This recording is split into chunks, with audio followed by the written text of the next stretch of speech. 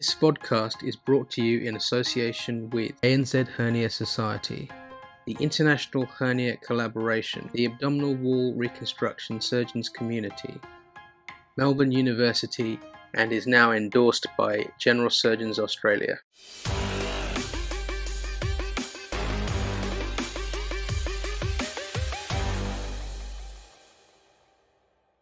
Good morning, good afternoon, and good evening to all of our viewers. Welcome back to the Hernia Hub. On behalf of Romana and myself, we'd like to wish you a very happy new year and all the very best in 2025. We have welcomed many AWR greats from around the globe to our video podcast and have had a tremendous response so far. Our growth is predicated on increased viewership, and in line with that, I'd encourage you to like, subscribe, and distribute. For episode 8, we're joined by a local legend, president of the ANZ Hernia Society. He's a brilliant surgeon and he has very impressive hair. Our equally impressive co-host, Bharat Ki Icon, has set him down somewhere in Melbourne for a chat, and it's my pleasure to introduce them both. Gentlemen, good afternoon to you. Romana, it's been just over a year since you arrived in Australia. Can you enlighten us with your reflections, please? Oh, well, it's been very exhilarating and extremely interesting. All the various challenges which I have been encountering. And I've been loving this. It has come at a time of my life when I was kind of reaching the point of burnout. And now I think I can say very authentically that I'm now more engaged and interested in my own career than I ever was. So I'm now looking to take my practice into more specialty area, having worked as a general surgeon in the public health system. Now beginning to get into the private sector and start focusing more on the areas that I'm known to work at. Rod, welcome to the Hernia Hub. I think I'm right in saying you were one of our very first viewers and a staunch supporter of Hernia Hub. Romana's been with us in Australia for just over a year now. As president of ANZ Hernia Society, you must be delighted that he's chosen to join us. Absolutely. It means I can retire and he can just take over all the very difficult cases that I used to do. Romana is Romana, and we're very, very lucky to have him here, both from his surgical perspective as well as his general irrepressible personality and unlimited enthusiasm and energy, a man who never sleeps. So Australians are very polite. So all this could well be abuse in Australian speak. No. I'm being very, very serious. No cynicism here today. And ANZ Hernia had a very prominent role in the recent meeting in Chennai. You must have been very pleased with how that went. Look, I was. I thought that the Australians acquitted themselves admirably. The sessions that we were involved with were well attended. Roman, of course, was voted the best speaker. So there you go. There's a feather in the cap for the ANZ Hernia Society. All of the people who participated in the surge in Chennai did an excellent job, and it speaks volumes for the quality of the hernia surgeons in Australia and the quality of the people involved.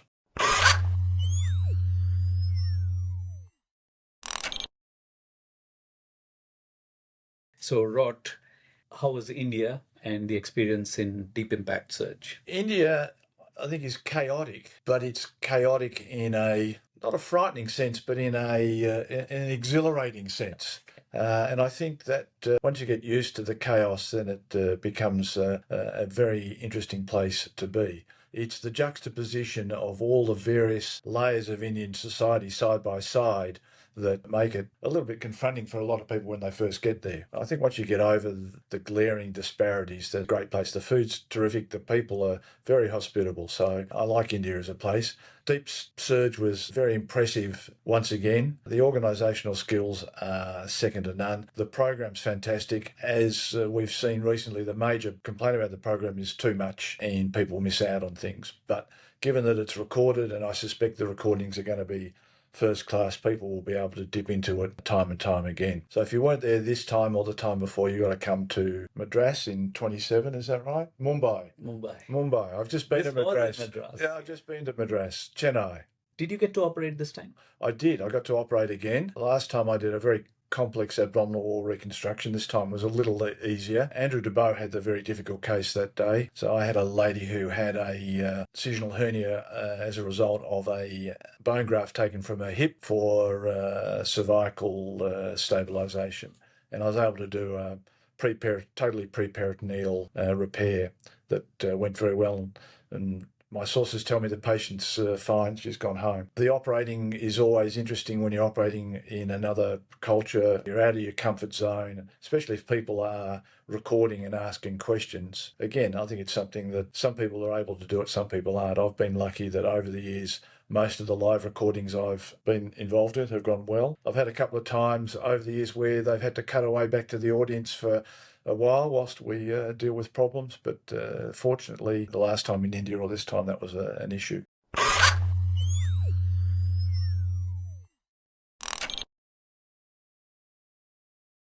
What do you think about the general cultural disparity vis-a-vis how institutions and the government and the medical regulatory agencies look at live surgery? Generally in India and the subcontinent, I suppose, has been pretty gung-ho on live surgeries traditionally. But because of the influence of the Western frowning down upon live surgery has been affecting the ease with which organizers can do something like this, because we all understand that having exposure to live surgery done by an expert is an excellent way of getting familiar with new procedures or complex procedures. But at the same time, the regulatory agencies are beginning to really put up hurdling blocks. As somebody who's been in the first world and also as somebody who's been exposed to the third world and allowed to do live surgeries, demonstration surgeries, what is the kind of take that you have now, having seen both sides? So in Australia, it's not prohibited, but it's extremely prescriptive and it's frowned upon. So tried to organise live surgery in Australia when fascia tents first came out, and trying to do that was very, very difficult. No one actually said no, but they made the obstacles so difficult that it became a practical impossibility. So the College of Surgeons puts very strict criteria on what you can and can't do. The insurance companies are not happy about it, and the hospitals certainly don't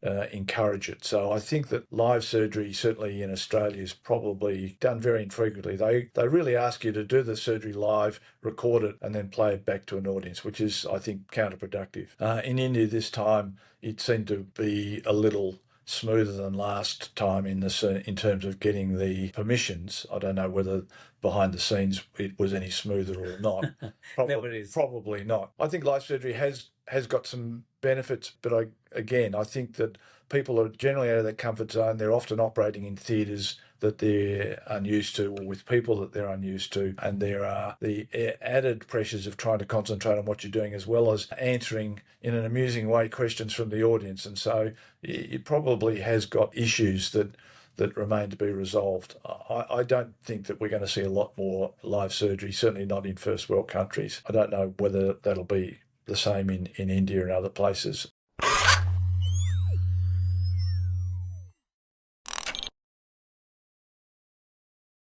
So you've been president of the ANZ Hernia Society for more than a couple of years, I guess, now. Yeah. So I've overstayed my welcome. What generally have you done in the last couple of years for the ANZ Hernia Society, and where do you think the society needs to move in terms of direction? I don't know that I've done personally a lot, but I think that the society, although we haven't achieved all of our aims in the last couple of years, we have made great stride in establishing the society. We now have about 450 members officially. We have got a website that is up and running. We have run a number of programs in conjunction with the AWR Surgeon Society, as well as our very, very successful hernia meeting in Brisbane last year, and we're going to have an equally successful meeting hopefully in November in Melbourne this year. We are trying desperately to engage with government and the college and other stakeholders to improve the profile of hernia surgery in Australia, and in particular getting our hernia registry up and running. That's proving a difficult task because of lack of government funding and, in my opinion, lack of government foresight, but we will continue to engage with the Department of Health and the people who are the gatekeepers for that. We need desperately to improve overall the standard of hernia training for undergraduates and establish post-fellowship training posts, again, which we are working slowly at. I think one of the issues is that we do still suffer from this idea from people who are in positions of power that it's only a hole and anyone can fix it and it's not a big deal. And they do not understand that the developments in hernia repair, and in particular complex abdominal wall reconstructive techniques, take it into the realm of a subspecialty, and more importantly, it's a large problem. There are lots of people who have hernias,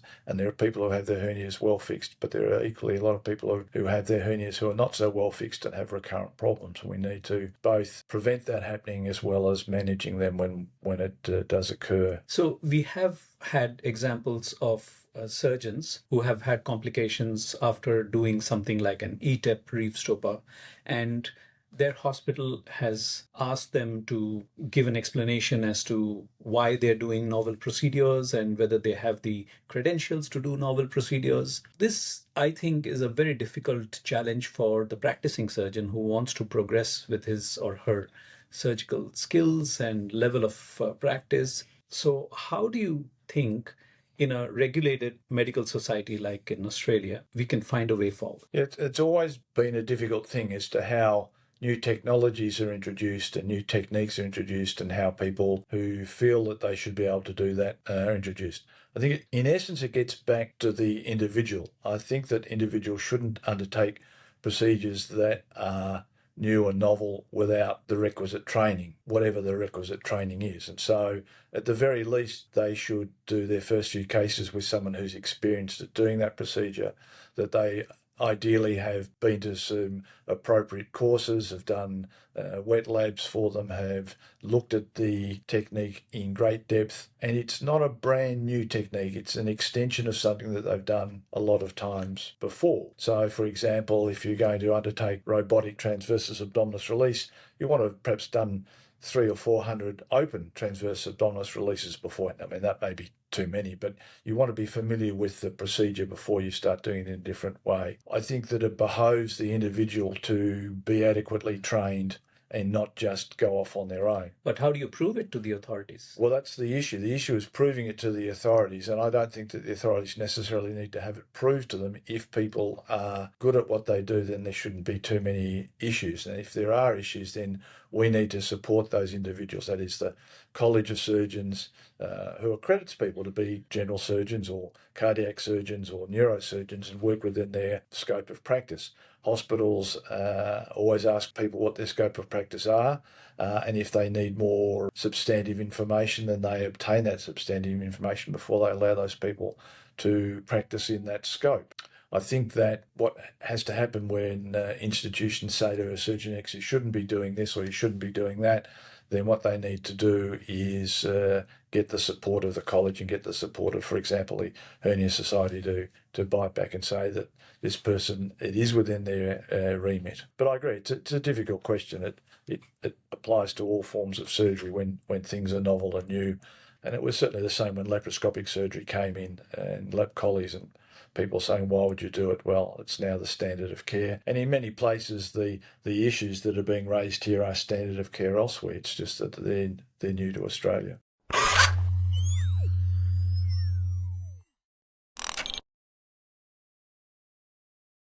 So on that subject, Rod, I'm just reflecting on our own experience with fascia tens just after Romana arrived in Australia. Obviously, it's new technology. It's not always easy to adopt novel approaches in Australia. Such things often get dismissed as gimmicks or too expensive or not expensive enough. How are we positioned in Australia to innovate and adopt novel approaches? And in AWR, what role does ANZ Hernia Society play in that aim? So I think Australia has an advantage in some respect in that we are never the first nor the last to adopt new techniques in surgery of any description. And they're well documented overseas and in other places before they come to Australia. So I think we have the advantage that there's usually some information available to both surgeons and authorities before they're adopted here. I take your point that often people say, well, it's a gimmick, it's novel, it's not going to take place. But I think all we have to do is just show that a new technique or a new technology is effective, it's safe, and that it may not need to be adopted by everyone, but certainly by people who are at the forefront of their field should be adopting it. In terms of the ANZ Hernia Society, well, we are, as one of the long-term aims, hopefully going to have some form of accreditation like occurs in the European Hernia Society, that we will be able to say Dr. X is well skilled at using A, B and C, and therefore should be able to do those in the institutions in which they work. That's the way I see it coming. I think that people, again, it gets back to individual surgeons being sensible about what they do and not being gung-ho about it, not going off and doing things because they've seen it once on YouTube or they've read about it on the WhatsApp group or the IHC. They really just need to be sensible about how they introduce new technology.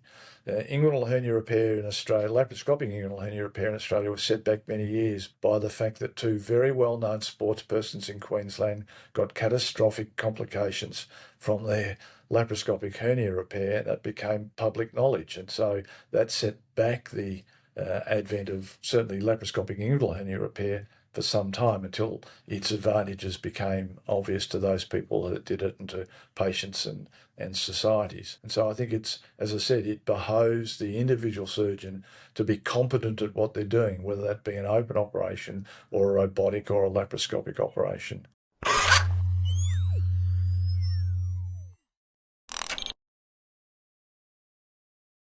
Rod, you've been in surgery for now what, 4 decades, 5 decades? Not that long, but it seems like 5 decades, but it's not that long, no. And why did you retire? Look, lots of reasons. One, I think 70 is a pretty good time to stop. 70 is the new 50, apparently. So you get to the point where, A, I worry that my technical skills may not be as good as they once were. 2, you worry, I think I don't want the stress of worrying about patient outcomes all the time. I think that it's good to stop before someone taps you on the shoulder. There's a saying that surgeons have a use-by date and the only people who can see it are others because it's on the back of their head. So I didn't want it to reach the use-by date. A few other things I wanted to do, and I thought that now was a good time to get out. Fair enough, but given that you love surgery so much, and I've seen it firsthand, why wouldn't you let your juniors do the procedure and you kind of stay in the background, assisting part of it or doing part of it and letting them do the bulk of the things, including taking the outcomes responsibility on their head? Well, I am to a certain extent. So I've closed my private rooms as of the end of last year, and in fact, yesterday was the last private case I'm likely to do. I'm still have a public hospital appointment where I'm trying to get a complex abdominal wall unit up and running, and so I am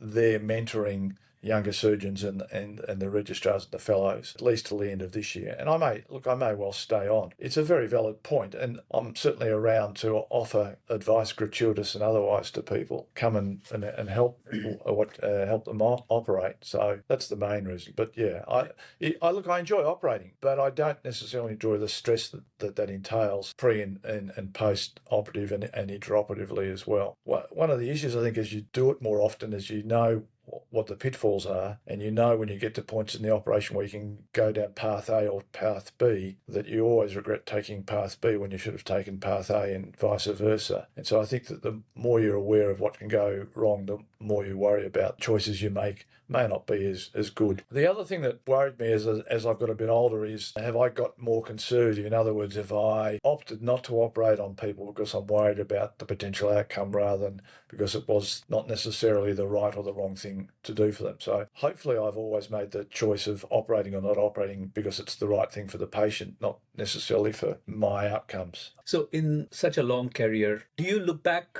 and see there have been things which you should not have done, or there are things which you could have done but did not for whatever reasons? or could have done better overall? Yeah, I think you're always back at the issues. I used to, and we all have performance reviews, and I used to take them with a grain of salt. I would write the same thing every year on what I wanted to do, which was hopefully not kill anyone, not maim too many, and potentially cure someone. Powers that be didn't like that, but that's generally the way I used to think about it. I would have adopted robotics more aggressively earlier on. I think that's one thing I missed. I waited too long to hop on the robotics train. I think that the robotics does have some big advantages. I'm not certain that it's for everyone and for every case, but where it's indicated, I think it makes a significant difference. I probably should have done perhaps a bit more laparoscopic surgery hernia-wise. I've tended to often do things that open that could have perhaps been done in an MIS fashion, but I've been happy with my open results. I haven't had lots of wound or mesh complications over the years. So always said to people, if you do something reasonably well and you get good results, you should probably stick at it and not change necessarily because other people are doing it in a different way. I might have advertised a bit more widely when I was younger and had a bigger practice, but I've never been too unhappy with the amount of work I've had to do over the years. Could have been busier, but I managed to do a lot of other things as well as my surgery over the time.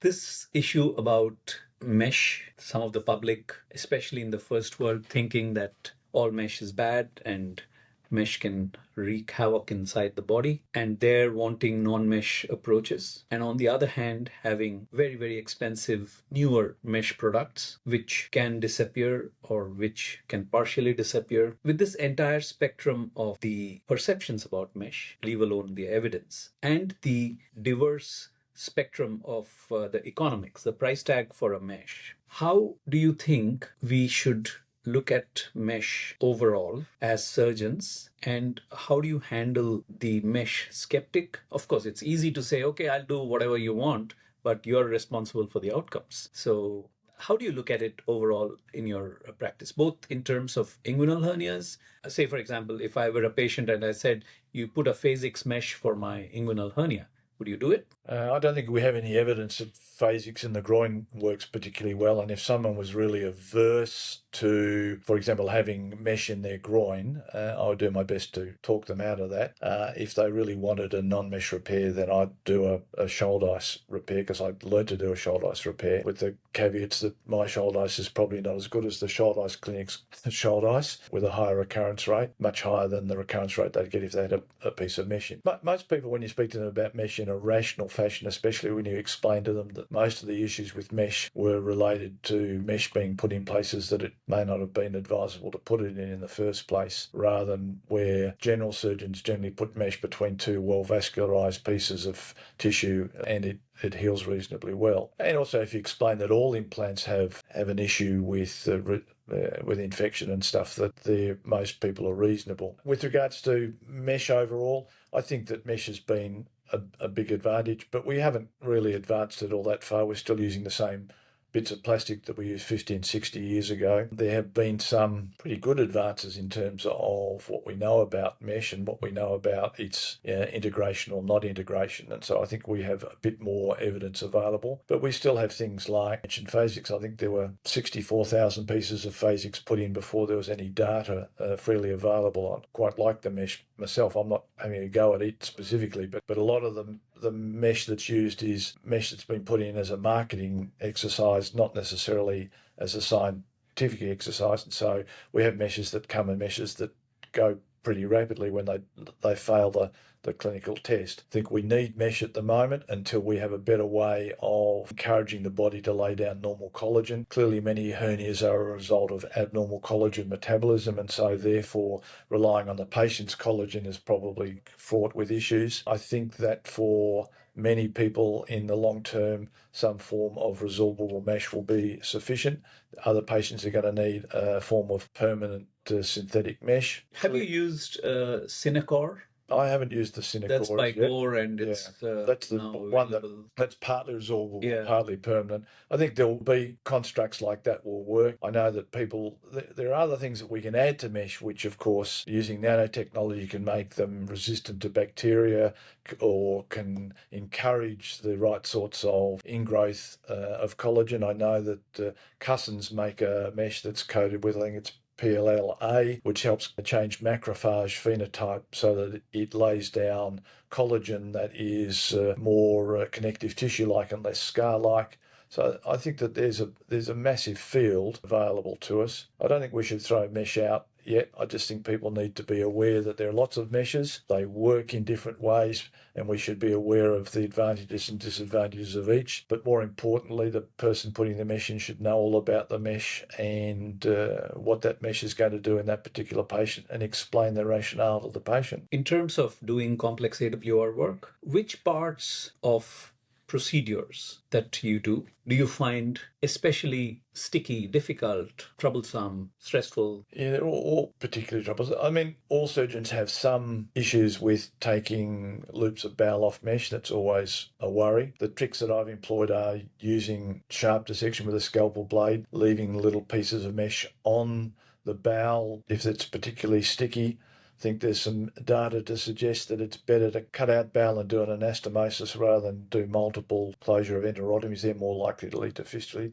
That's always nerve-wracking. Sometimes doing a TAR in a patient, in particular if they had previous stoma or someone's had a go at it beforehand, redoing the TAR can be troublesome and tricky. You just have to take your time. Patients who have not a lot of extraperitoneal fat, clearly when you're doing preperitoneal dissections, that can give you lots of holes, which obviously require closing. And then the thing that always worries me is you get to the end and you can't get the anterior sheath closed despite having done everything. What you do at that stage, what sort of bridge, how much is the bridge? Do you then take the mesh out, put a heavier weight mesh in? So they're all questions that plague us as we go through the surgery. So doing the complex stuff, I think that the most important thing about the complex stuff is planning and being in your mind, having an idea, also having a second idea and a third idea, having available different sorts of meshes, having available things like the fascia tens to use if you need it, having some sort of plastic surgical backup if you need to swing in a flap at a later date. So you just need to have a large toolkit, a large wheelhouse, as the Americans call it, in order to be able to overcome these problems that you encounter.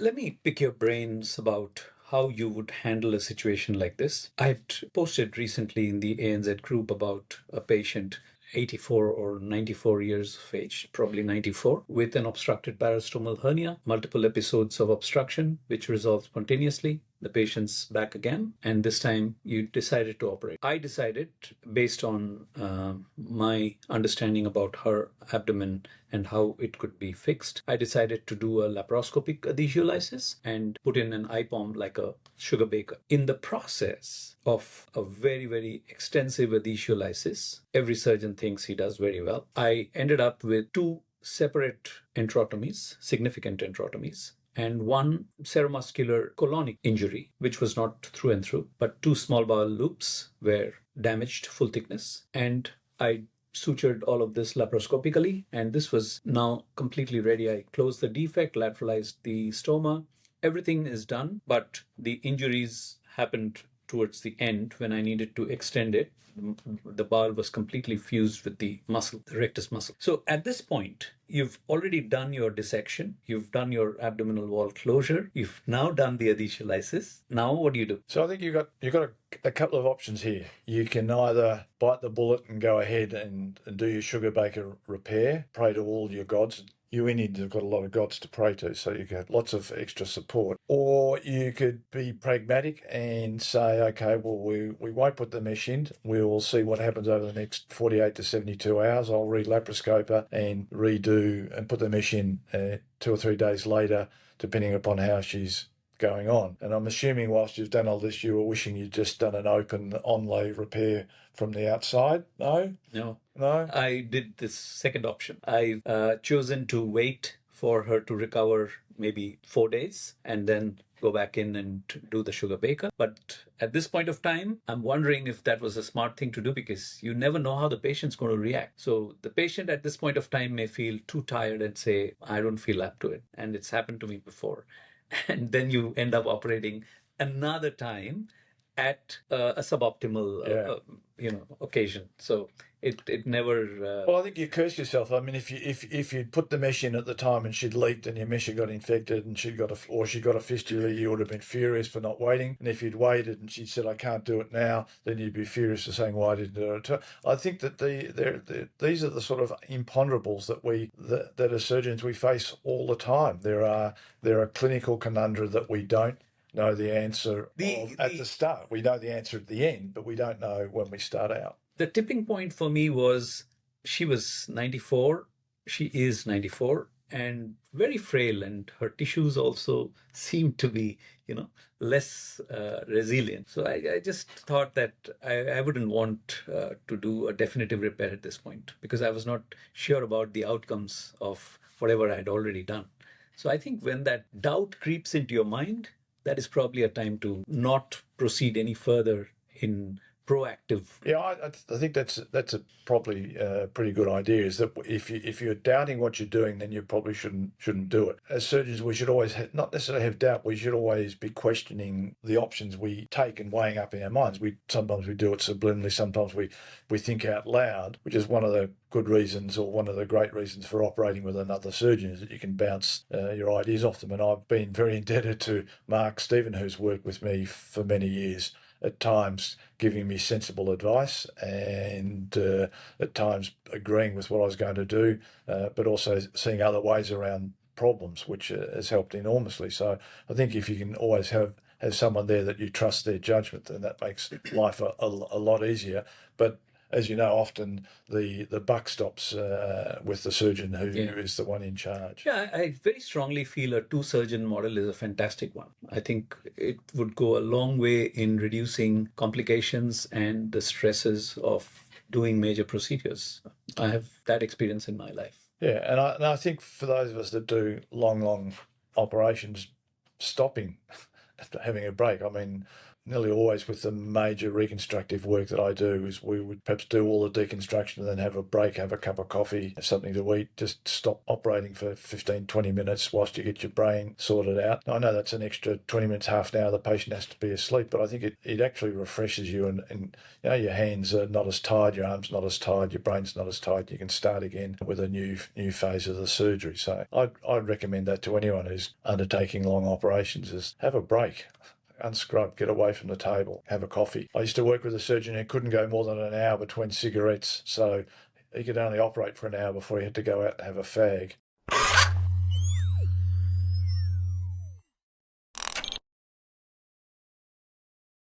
Just returning to that discussion about mesh, I'm thinking specifically of the DP2 mesh, which is widely used in Australia. It's very popular, but never really found a home anywhere else in the world. Is it correct that the education around which mesh to place in which space is often delegated to the companies that produce it? What are your thoughts on that? Yeah, I suspect it has been to a certain extent.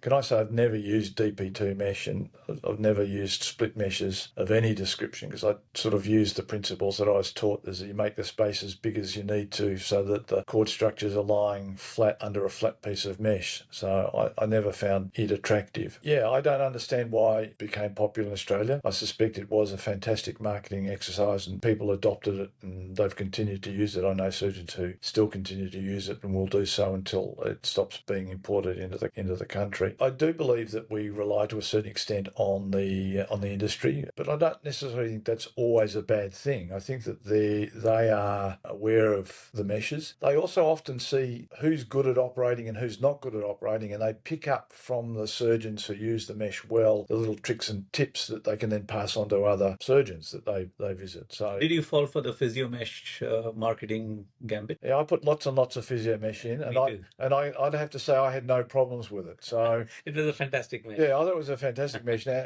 whether it was magic in that it could work out what side was the abdominal wall and what side wasn't is irrelevant. I put in probably 30 plus pieces of physio mesh and never had an issue. I don't believe I ever had anyone who had their mesh crack. I did probably put it on occasion in the retrorector space and the preperitoneal space where it probably shouldn't have gone. I probably got seromas from it. Yeah, we all fall for marketing stuff, but I think that if someone gives you a piece of mesh, they say that have a go and you use it, and to you it makes no difference, or it doesn't feel any different, or it doesn't seem to have an advantage. So I don't know why you would necessarily change from the mesh that you ordinarily would use.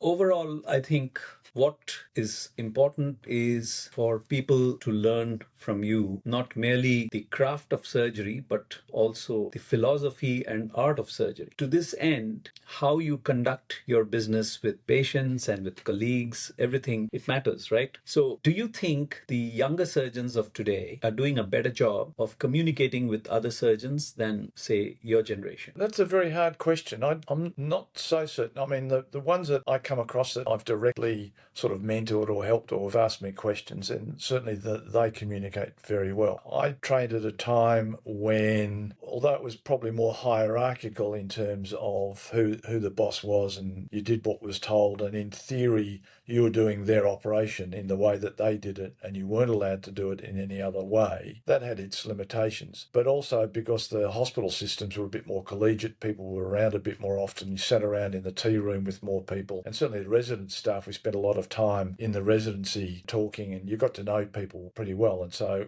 communication was pretty free. I think the younger generation of surgeons have a lot of advantages in that sense that the technology is much better. They can see videos, they can use feedback more effectively. They're probably less afraid to ask, and we have slightly flatter structures in terms of what they should and shouldn't do. Yeah, I think that people do model themselves pretty much on the people that they work with, and hopefully they'll take the best aspects and incorporate it from all the people they work with, and avoid the worst aspects of the people that they work with, because we all have our issues. Mould in themselves something that works for themselves. I don't know whether that answers your question. Yeah, I perhaps younger surgeons these days are happy to ask questions of older surgeons and question why things are done in a certain way, which I think is a good thing. We shouldn't just sit and forget. That's one of the issues in surgery, and in particular, as we noted yesterday in Australian surgery, about people saying, well, this is how I learned to do it 20, 25 years ago, and that's the way I'm always going to do it. That's fine if you're getting good results, but I think that if there are better ways of doing things that can be taught, then you should probably move with the times.